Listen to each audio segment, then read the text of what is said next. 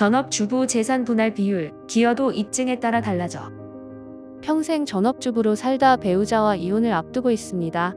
직접적인 경제활동이 없는데 재산 분할을 청구할 권리가 있나요?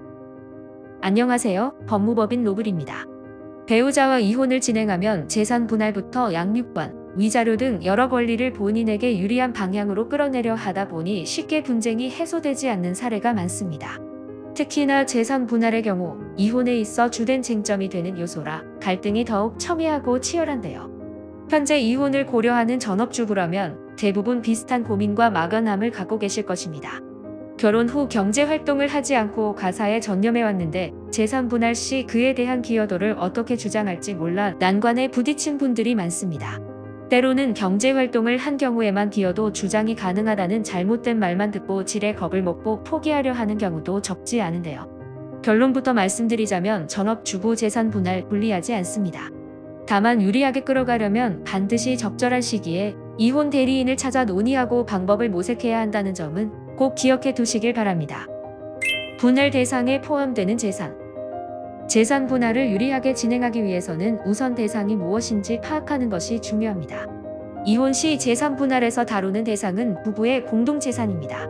이는 명의와는 관계없으며 현금과 부동산을 포함하여 주식, 펀드, 퇴직금, 연금, 채무까지 모두 해당합니다.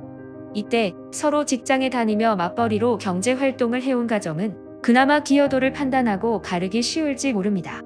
각자 벌어들인 수입을 비율로 계산하여 나누면 되기 때문입니다. 그러나 오늘 다룰 전업주부 재산 분할의 경우 경제적 기여도를 입증하기까지 과정이 조금 더 까다로운 것은 사실입니다. 전업주부는 대체로 경제적 기여도를 명확하게 주장하기 어렵기 때문입니다.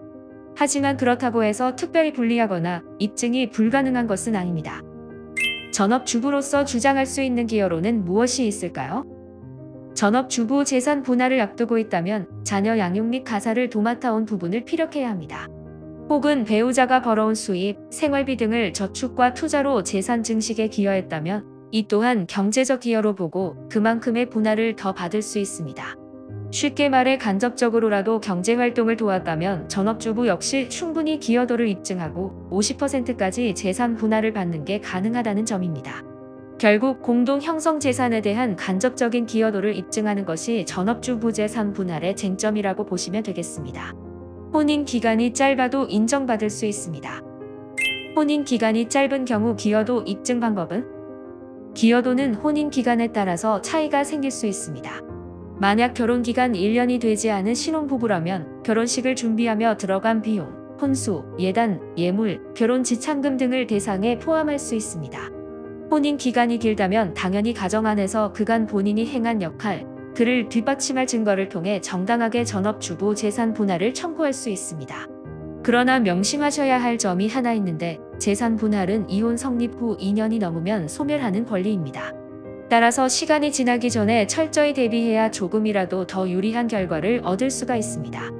혼자서는 어려운 절차이니 이혼을 고려하는 현재 시기부터 대리인과 미리 준비하시길 바랍니다. 달라지는 분할 비율에 따라 제2의 삶의 질이 달라집니다. 이혼 이후의 삶은 결국 재산 분할을 어떻게 나누는지에 따라 결정된다고 보아도 무방합니다. 오랜 결혼 생활을 마치고 삶을 독립적으로 살아가야 하는 만큼 사회 구성원으로서 충분한 역할을 하고 자리 잡을 수 있는 정도의 분할은 받아야 한다는 말씀을 드리고 싶은데요. 일목요연한 주장과 입증이 필요한 만큼 관련 법에 대한 충분한 인지와 이해를 지닌 대리인을 찾는 것도 중요합니다. 법무법인 로블은 기여도 분쟁을 다수 겪어본 대리인이 직접 면담부터 전체 절차를 맡아 진행하고 있습니다. 언제든 조력이 필요하다면 문의하시길 바라며 지금까지 법무법인 로블이었습니다. 감사합니다.